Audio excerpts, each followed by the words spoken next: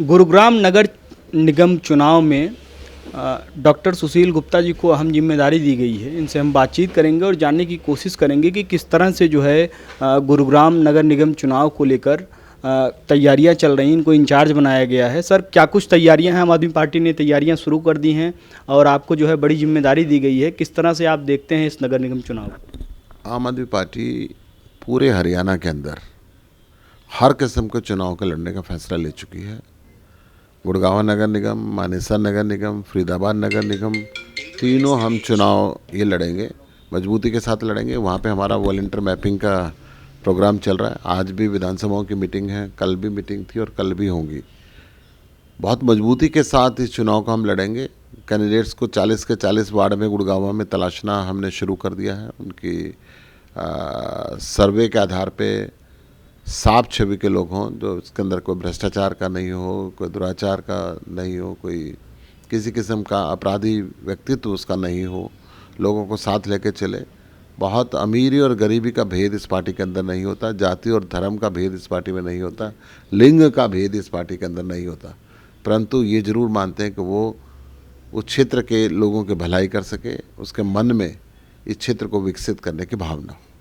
Budget 2023 को लेकर sir क्या कुछ कहना चाहेंगे? किस तरह से जो है ज़मीन से जुड़े लोगों के लिए ये बजट काम करेगा और कितनी उम्मीदें हैं इस बजट से? आप लोग किस तरह से देखते हैं? आप लोगों की क्या प्रतिक्रिया है?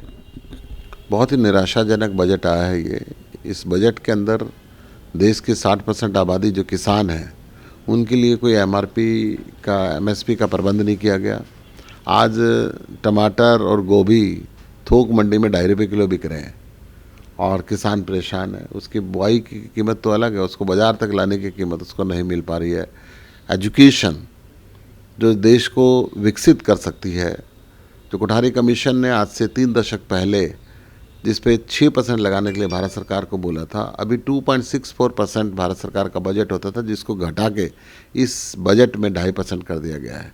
हेल्थ का जो बजट था 2.2% गवर्नमेंट ऑफ इंडिया का होता था, जिसको घटा के 1.98% कर दिया गया है। अल्पसंख्यक मंत्रालय की मैं बात करूं तो 5,000 करोड़ से ऊपर का बजट होता है, जिसको घटा के 3,000 करोड़ का कर दिया गया है। इनकम टैक्स की स्लैब में ये अपनी पीठ थपथपा रहे कि हमने बहुत बेनिफिट कर दिया, परंतु सारे किस्म की छूट को इसमें से विड्रॉ कर दिया गया और सारी छूटों का आनंद व्यक्ति को लेना है तो उसको पुरानी स्लैब के अंदर जाना पड़ेगा। नई स्लैब उसके अंदर लाभदायक नहीं हो पा रही। इसी प्रकार से उद्योग बढ़ाने का इन्होंने कोई काम नहीं किया। कृषि पर आधारित उद्योग हिंदुस्तान के अंदर लगने चाहिए ताकि किसान की आय बढ़ सके। पिछली बार प्रधानमंत्री जी ने बोला था कि किसानों की आय 2022 तक डबल कर देंगे।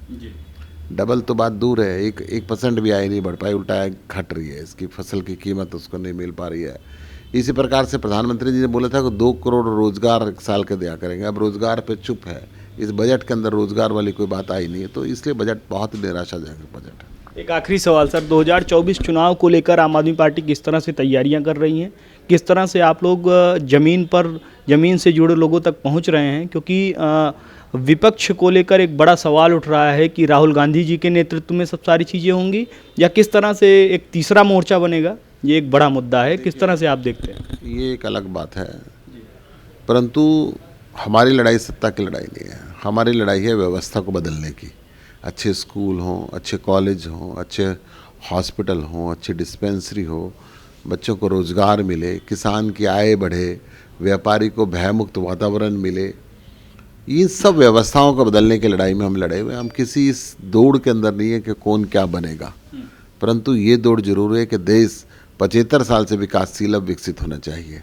देश के लोगों को आगे बढ़ना चाहिए। देश को दुनिया के मानचित्र पे पहले नंबर पे आना चाहिए। विकसित करने में आम आदमी पार्टी की क्या कुछ भागीदारी रहेगी? कितना जो है, किस तरह से आप लोग अपना रोल जो है अदा करेंगे? आम आदमी पार्टी ने दिल्ली मॉडल में लोगों को सिखा दिया, अगर सरकार ईमानदार हो तो स्कूल और कॉलेज बढ़िया हो सकते हैं। सरकार ईमानदार हो तो सारे सरकारी हॉस्पिटल बढ़िया हो सकते हैं। सरकार ईमानदार हो तो बिजली फ्री मिल सकती है। सरकार ईमानदार हो तो फ्री पानी 24 घंटे मिल सकता है। सरकार ईमानदार हो तो सरकारों पर कर्ज नहीं रहेगा, प्रॉफिट आ सकता है। दिल्ली इकलौती ऐसी सरकार है जिसमें 8,000 करोड़ रुपये सालाना प्रॉफिट है, कोई कर्जा नहीं ले रखा। पंजाब के अंदर भी हमारी सरकार आने के बाद हमने 18,000 करोड़ रुपये का कर्ज उतारा है।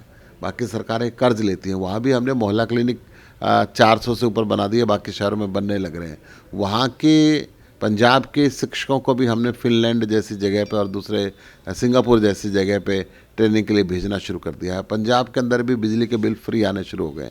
अगर पंजाब में हो सकते हैं, दिल्ली के अंदर हो सकते हैं, आम आदमी पार्टी कर सकती है, तो सारी पार्टियां भी कर सकती हैं अगर वो ईमानदार नेतृत्व को सामने लाएं। अडानी जैसे भयंकर घोटाले करें, प्रधानमंत्री के मित्र हों, तो फिर देश को आगे बढ़ना मुश्किल है। तो ये थे हमारे साथ सुशील गुप्ता जी, आम आदमी पार्टी से राज्यसभा सांसद हैं, जिनका साफ तौर पर कहना है कि गुरुग्राम नगर निगम चुनाव को लेकर और साथ ही साथ में बजट को लेकर 2024 चुनाव को लेकर बड़ी ही बेबाकी के साथ इन्होंने अपनी राय रखी। वीडियो जर्नलिस्ट जतिन गुप्ता के साथ मयंक तिवारी, दिल्ली।